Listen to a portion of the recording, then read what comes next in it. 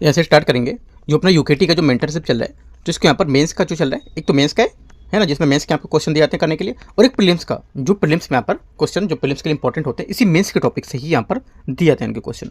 जो यूपीएससी का ट्रेंड चल रहा है, जैसे कि मेंस के टॉपिक से ही प्रीलिम्स के क्वेश्चन पूछ रहा है, बना रहा है, ठीक है, तो वहाँ पे मेंस के टॉपिक से ही प्रीलिम्स के क्वेश्चन यहाँ पे निकाल के मैं आपको देता हूँ, जिससे आपको हेल्प लेगी आगे एग्जाम को लेकर के, ठीक है।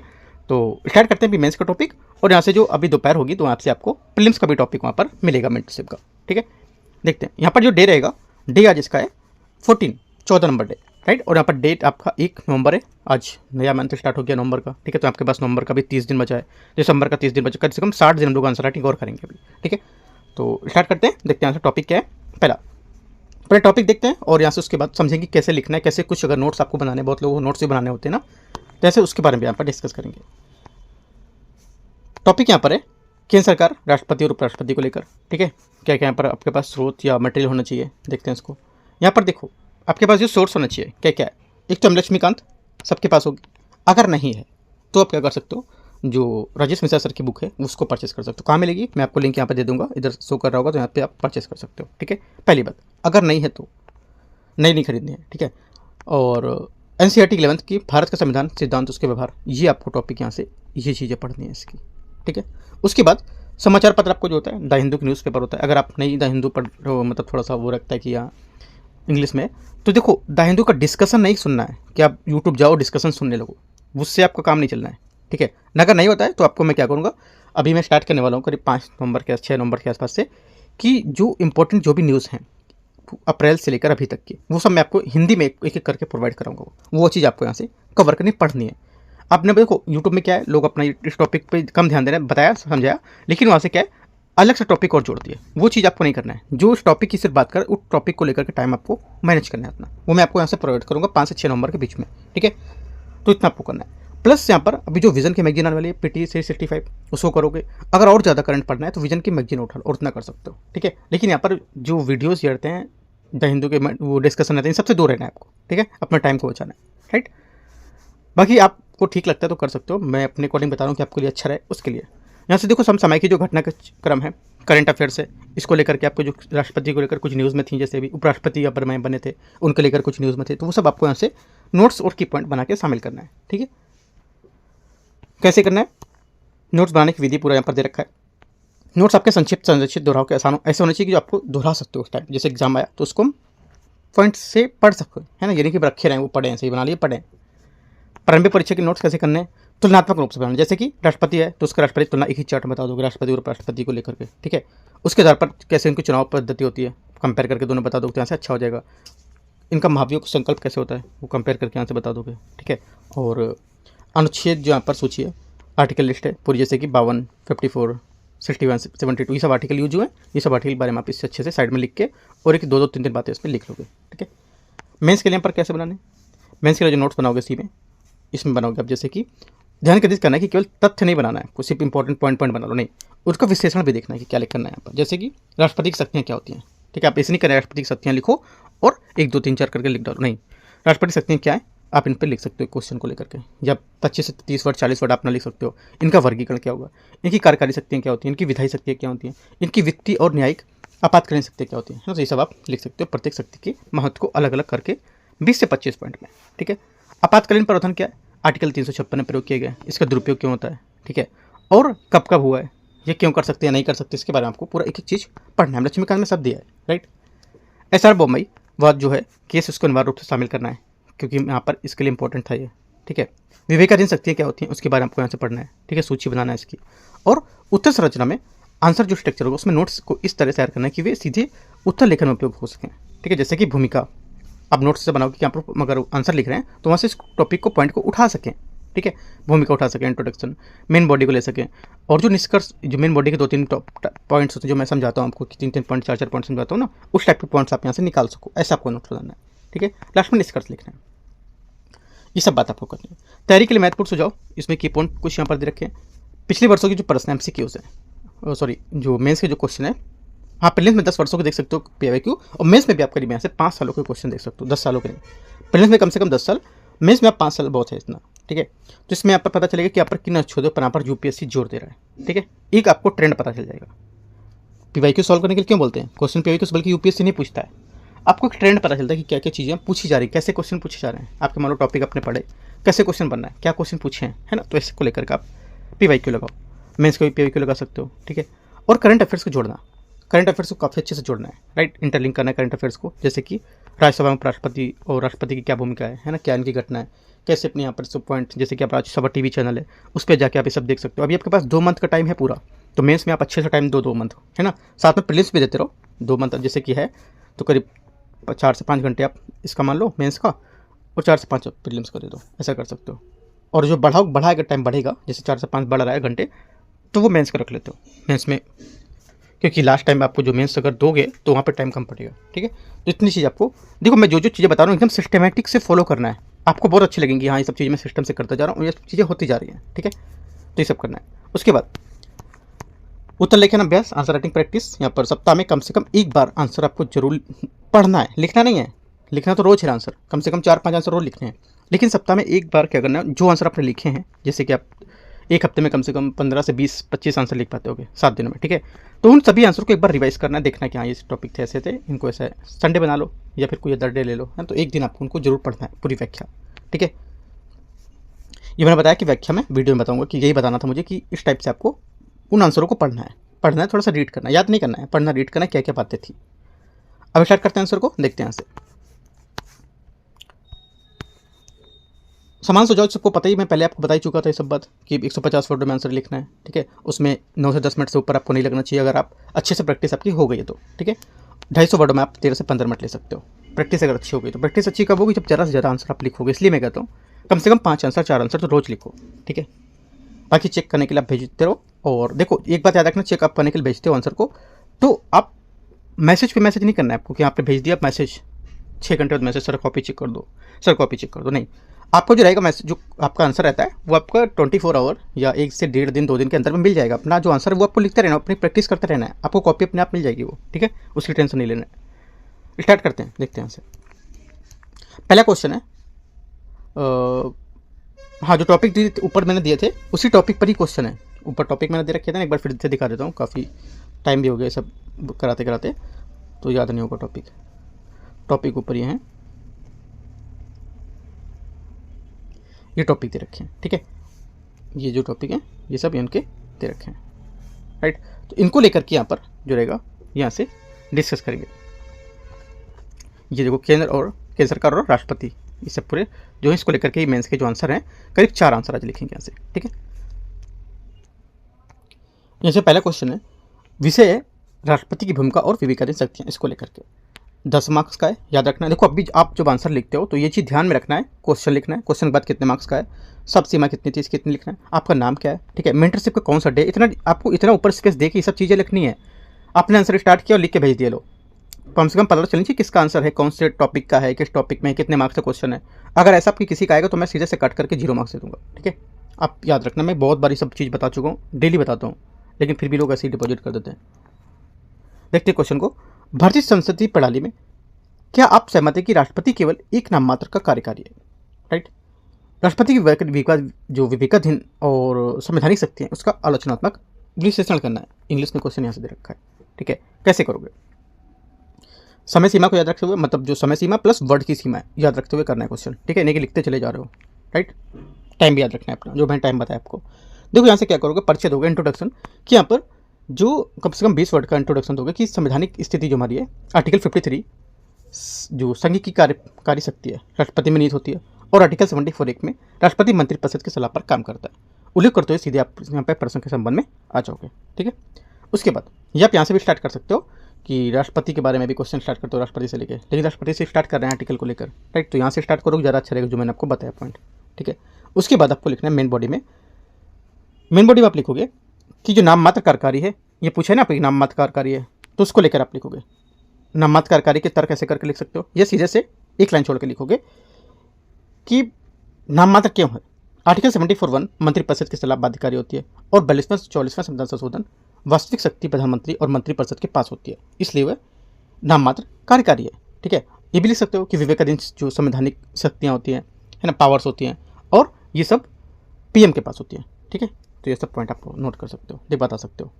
उसके बाद आप बता सकते हो मंत्रिपरिषद को पुनर्विचार के लिए सलाह वापस भेजना, है ना, ये आप इसको बता सकते हो पॉइंट को लेकर। आर्टिकल 78 है, उसके तहत पीएम सूचना मांगता है, वो भी आप बता सकते हो, है ना। सूचना मांगना ये सब करना तो क्या हुआ, उसका कोई मतलब नहीं रहने का, तो यहाँ पर ये सब बात बता सकते हो। और सरकार को बहुमत सिद्ध करने का एक कदम कहना कि सरकार अपना बहुमत सिद्ध कर, उसके लिए बताना, तो कार्यकारी है मात्र, उसके लिए पर ये बात आप बता सकते हो। काफ़ी इंपॉर्टेंट और इजी क्वेश्चन है, बहुत सारे पॉइंट यहाँ से आपको मिलेंगे एक बार टॉपिक आप पढ़ोगे तो, ठीक है। और इस टाइप से आपका आंसर यहाँ से पूरा होगा, क्योंकि ज़्यादा कुछ खास बात इसमें नहीं दे रखा है। 150 वर्ड में लिखना है और 20 वर्ड आपका ये हो गया, 20 वर्ड में आपका निष्कर्ष हो गया 40, और करीब 100 वर्ड में आप यहाँ से अपने पॉइंट लिखोगे। 100 वर्ड में से पॉइंट काफ़ी हो जाएंगे आपके, ठीक है। नाममात्र जो कार्यकारी क्यों है, कौन कौन से यहाँ पर आर्टिकल का इसमें वर्णित किया गया है, क्या क्या पावर्स इनमें होती हैं, तो यहाँ से पॉइंट आप ये क्वेश्चन को थोड़ा प्रैक्टिस अपने आप से करोगे। जितने पॉइंट बताया मैंने वो पॉइंट आप यूज करो इसमें, राइट। क्वेश्चन नंबर 2 है, अच्छा निष्कर्ष भी इसका लिखना है। निष्कर्ष में आप क्या लिखोगे, इसके निष्कर्ष में लिखना है कि जो संतुलित दृष्टिकोण बताओगे, कि जैसे कि निष्कर्ष में राष्ट्रपति के पद के महत्व को स्थापित करोगे, क्या इसका महत्व राष्ट्रपति के पद का, और बताओगे कि राष्ट्रपति न तो केवल रबर स्टैंप है और ना ही वास्तविक शासक, वे संवैधानिक संरक्षक और मार्गदर्शक नैतिक प्राधिकारी भी होता है, ऐसे करके बता दोगे। 2 से 3 लाइन में आ जाएगा ये, है ना, इतना लिखना है। बाकी मैंने इंट्रोडक्शन बता दिया है कैसे लिखना है, निष्कर्ष हो गया। बीच की मेन बॉडी मैंने समझाई कि कैसे कैसे पॉइंट आपको ऐड करने वहाँ पे, ठीक है। क्वेश्चन नंबर 2 विषय क्या है, टॉपिक क्षमादान शक्ति और न्यायिक समीक्षा, इसको लेकर के टॉपिक है। 15 मार्क्स का क्वेश्चन है और 250 वर्ड का है। भारतीय संविधान के अनुच्छेद 72 के तहत 72 के तहत राष्ट्रपति की क्षमादान शक्ति की व्याख्या, व्यापक सीमाओं की जो व्याख्या करें, इस शक्ति के प्रयोग से संबंधित प्रमुख न्यायिक निर्णय का उल्लेख करना है, ठीक है। कैसे उल्लेख करेंगे, देखो आंसर कैसे लिखेंगे। पहला इंट्रोडक्शन क्या देंगे, इंट्रोडक्शन आपको देना पहले में कि अनुच्छेद को उल्लेख करेंगे कि आर्टिकल जो आपका 72 है ये क्या है, क्षमादान को उल्लेख करता है। क्षमादान की शक्ति के बारे में आप यहाँ पर बताते हुए ये बात आप परिभाषा के रूप में दे दोगे। आपका इंट्रोडक्शन यहाँ से पूरा होगा, ठीक है। ज़्यादा बड़ा चढ़ा नहीं बताना, जो बात है वो बात ही रखना है, रियल जो बात है वो बात रखो, कम से कम 2 से 3 लाइन में। उसके बाद अपने मेन बॉडी में जाओगे। मेन बॉडी में आपको पूछा है कि यहाँ से जो व्यापकता पूछी है इसके लिए कि क्या क्षमादान शक्ति की व्यापकता होगी, तो व्यापकता के बारे में बताओगे कि व्यापकता कैसे, कि यहाँ पर 4-5 मेन पॉइंट बता सकते हो कि क्षमा, ठीक है, लघुकरण, परिहार, विराम, परिलंबन, इनके बीच अंतर स्पष्ट करके आप समझा दोगे इनको, ठीक है। उसके बाद सैन्य न्यायालय मृत्युदंड दोनों पर लागू होता है ना, यह शक्ति कार्यपालिका की अंतिम दया है जो मानवीय आधार पर काम करती है, ये पॉइंट आप बता दोगे।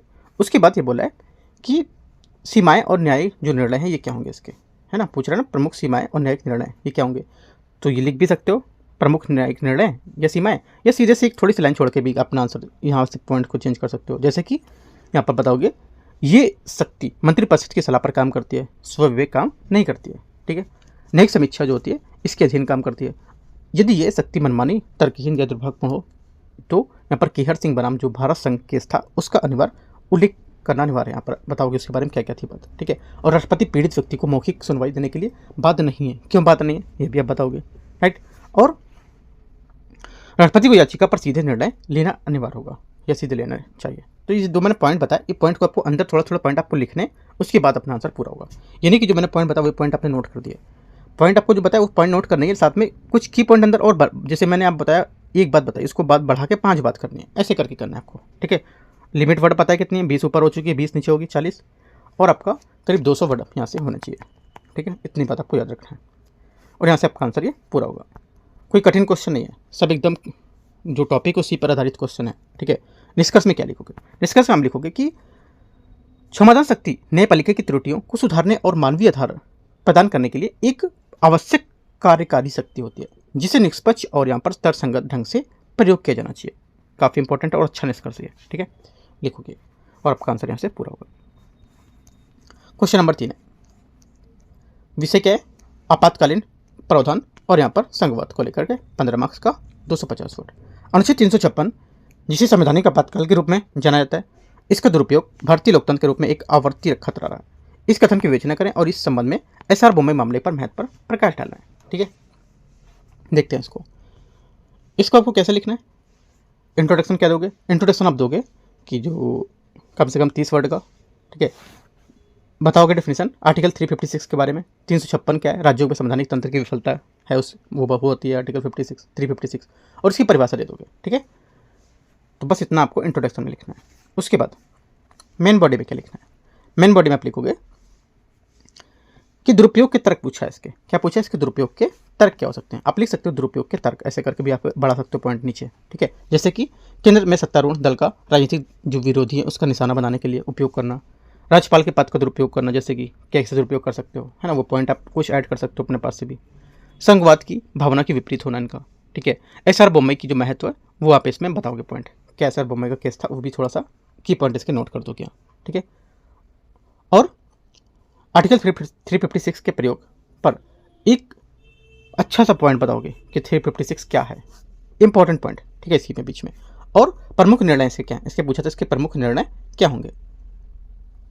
इसके जो प्रमुख निर्णय उसमें यहाँ पर राष्ट्रपति शासन की न्यायिक समीक्षा के अधीन होगा, राइट।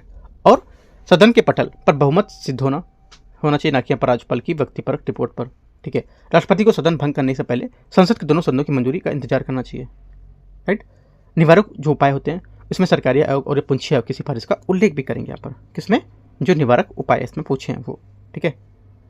उसमें क्या बताना है, उसमें बताना है आपको सरकारी आयोग और पूंछी आयोग की रिपोर्ट जो थी उसकी रिपोर्ट के बारे में बताना है, ठीक है। इस टाइप से आपके आंसर पूरे होंगे। आपको सब मैं टॉपिक को बता चुका हूँ, पढ़ने के बाद आप आंसर लिखोगे तो काफ़ी अच्छा रहेगा, ठीक है। टॉपिक आप पढ़ लो, उसके बाद यहाँ पे लिखो एक एक चीज़, उसी भले उसी से देख के करो, आपने पढ़ा थोड़ा सा तो यहाँ पे याद रहेगा चीज़ें, तो लिखोगे तो ज़्यादा अच्छा लिखाएगा आंसर, ठीक है। निष्कर्ष में लिखना है, सकारात्मक यहाँ पर निष्कर्ष होगा क्योंकि यहाँ पर पॉजिटिव थिंकिंग के लिए बोला है। जैसे कि आर्टिकल 356 है, 356 है, एक आवश्यक सुरक्षा वाल्व, मतलब सुरक्षा वाल्व जिसको बोलते हैं सेफ्टी वाल्व, लेकिन यहाँ पर बोम्मई जो निर्णय है उसके दुरुपयोग को कम किया है और जिससे भारतीय संघवाद का मजबूत हुआ है, ठीक है। ऐसे करके अपना निष्कर्ष बता सकते हो, या अपने आप से जो अब निष्कर्ष लिखना है वो भी लिख सकते हो, ठीक है। क्वेश्चन नंबर 4 और लास्ट क्वेश्चन होगा ये मेंस का, क्योंकि आज मैंने 4 ही क्वेश्चन दिया, ठीक है, क्योंकि आज सैटरडे, कल संडे थोड़ा सा रेस्ट कर लोगे, इस वजह से 4 ही क्वेश्चन दिए। कोई टॉपिक भी थोड़ा सा पढ़ने हैं, इंपॉर्टेंट टॉपिक है, राष्ट्रपति उपराष्ट्रपति, ये ज़्यादा जोर देना है पढ़ने को लेकर। क्वेश्चन जो होता है विषय उपराष्ट्रपति की भूमिका है, ठीक है, 10 मार्क्स का है और 150 वर्ड, ठीक है। 10 मार्क्स के 2 क्वेश्चन हो गए और 250 वर्ड के 2 क्वेश्चन हो गए, याद रखना है। उपराष्ट्रपति की दोहरी संवैधानिक भूमिका, राष्ट्रपति के रूप में काम करना और राज्यसभा के पर्याय संपत्ति की किस प्रकार यहाँ पर जटिल समस्याएं उत्पन्न कर सकती हैं, उनके कार्यों की तुलनात्मक रूप से चर्चा करना है, ठीक है। कैसे करोगे, पहले तो हम परिचय देंगे, इंट्रोडक्शन देंगे अपना, ठीक है। इंट्रोडक्शन क्या है या जो हमारी बात है क्या रखेंगे, यहाँ पर बताएंगे दोहरी जो भूमिका है उसका उल्लेख करेंगे। उपराष्ट्रपति की दोहरी भूमिका है क्या है, आर्टिकल 63 में यहाँ पर बताई गई है, इसके बाद बताओगे आप, ठीक है।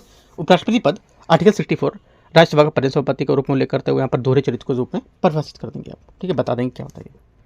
सेकेंड बात, आप मेन बॉडी में आ गए, मेन बॉडी में आएंगे, करीब 100 वर्ड आपको लिखना है मेन बॉडी में। राज्यसभा के सभापति जो हैं उसके रूप में काम कैसे करते हैं, इसको रूप में बोलो ना, कार्य करते हैं कैसे, तो कार्य के रूप में आपको बताना है, ठीक है, कि जैसे 3 से 4-5 अपने पॉइंट में लिखते हो कि क्या क्या इनके कार्य होते हैं, राइट। सदन में अनुशासन कैसे बनाए रखते हैं वो भी पॉइंट आप लिख सकते हो। इसकी मतदान की स्थिति निर्णायक होती है, इनका प्रयोग निर्णायक होता है, ठीक है। और विधेयक पर चर्चा का संचालन करना होता है इनको, राष्ट्रपति के रूप में भी यहाँ पर काम करना होता है इनको कभी कभी, तो इसके बारे में 3-4 पॉइंट लिख सकते हो कि अगर राष्ट्रपति के रूप में कभी काम करना होगा तो कैसे करेंगे, है ना। जैसे राष्ट्रपति की जो मृत्यु हो जाए या पद से हट जाए तो उसको लिए भी इनको नियुक्त करते हैं, तो यहाँ पर 5 पॉइंट आप नोट कर सकते हो। आर्टिकल 65 के तहत आकस्मिक स्थिति में मैंने आपको बताया कुछ ऐसा हो जाए तो यहाँ पर काम करता है वो, राइट। और इस अवधि में राज्यसभा के सभापति के रूप में काम नहीं करेंगे वो, अगर यहाँ पे राष्ट्रपति के रूप में काम करेंगे तो, ठीक है, ये सब बात आप बताओगे। राष्ट्रपति को प्राप्त सभी शक्तियाँ, उन्मुक्ति और वेतन भत्ते उसी टाइप से होंगे, ठीक है। और ये पूरी तरह से भिन्न है और एक विधायी और दोहरी दूसरी कार्यकालीन प्रणाली है, तो ये सब बात आप पॉइंट बताओगे, पढ़ोगे टॉपिक तो अच्छे से आपको ये सब चीज़ें क्लियर हो जाएंगी, एक एक पॉइंट आप पढ़ते जाओगे। बल्कि इसके पता है आपको जो 150 वर्ड में दे रहा हूँ, कम से कम इसका 300 वर्ड आप लिख जाओगे। अगर इसी में 300 वर्ड बोलूँ ना तो 300 वर्ड आपको मिल जाएंगे, इतना बड़ा टॉपिक है ये, तो लिमिट में टॉपिक को लिखना है। इस वजह से आपको टॉपिक के पॉइंट बता रहा हूँ कितने पॉइंट में क्या क्या चीज़ें लिखनी है, ठीक है। मेन बॉडी यहाँ से पूरी। निष्कर्ष क्या लिखोगे, निष्कर्ष आप लिखोगे कि उपराष्ट्रपति का पद आकस्मिक कार्यकारी और निरंतरता सुनिश्चित करने के लिए द्वितीय सदन, मतलब जिसको बोलते हैं राज्यसभा, उसको नियंत्रित करने के लिए महत्वपूर्ण होगा। ये अपने निष्कर्ष लिख सकते हो और कुछ नहीं लिखना है इसके आगे, ठीक है, आपका आंसर पूरा होगा। इस टाइप से 4 यहाँ पे जो क्वेश्चन थे मैंने आपको समझा दिया, कैसे कैसे क्वेश्चन आपको लिखना है चारों, और कौन कौन से टॉपिक पढ़ने हैं, कैसे कैसे टॉपिक के नोट्स बनाने, ये सब चीज़ आपको एक दिन में पूरा करना है और कल आप बैठ के अपना आंसर लिख सकते हो। ऐसे करना है, टॉपिक पहले पढ़ते हैं उसके बाद अपना आंसर को लिखते हैं तो ज़्यादा अच्छा रहेगा, क्योंकि एक एक टॉपिक अगर अच्छे से करते जाओगे, मेंस तो साथ में कवर होता ही चल रहा है, साथ में प्रीलिम्स के अगर क्वेश्चन यहाँ से आ जाएंगे, मैं तो करा ही रहा हूँ क्वेश्चन, कम से कम 20 क्वेश्चन कराता हूँ इस टॉपिक पे, है ना। कल इस टॉपिक पे, परसों 20 टॉपिक, इसी टॉपिक पे 20 क्वेश्चन कराऊंगा, ठीक है। और आज कराऊंगा जो मेंटरशिप का 20 क्वेश्चन, वो पहले वाले डे के क्वेश्चन कराऊंगा, ठीक है। होते आपके सब क्वेश्चन आएंगे, उसकी टेंशन नहीं लेना है आपको, बस आपको अपने से प्रैक्टिस करना है। बाकी मैं अपनी साइड से पूरी प्रैक्टिस कर रहा हूँ, ठीक है। बाकी कोई डाउट रहेगा नीचे कमेंट में पूछ सकते हो। और ये PDF टेलीग्राम से आपको डाउनलोड करना है, ठीक है। और जो मेंटरशिप का क्वेश्चन है उसको आप डाउनलोड कर सकते हो टेलीग्राम से भी। और अक्टूबर मंथ का जो करंट अफेयर चला है वो भी आपको ध्यान से देखना है, क्योंकि काफ़ी इंपॉर्टेंट क्वेश्चन है। 150 क्वेश्चन मैंने वहाँ पे आपको कवर कराने वाला हूँ। अभी 100 क्वेश्चन हो गए, 50 क्वेश्चन और कराने हैं, ठीक है। एंड करते हैं इसको। All the best, thank you.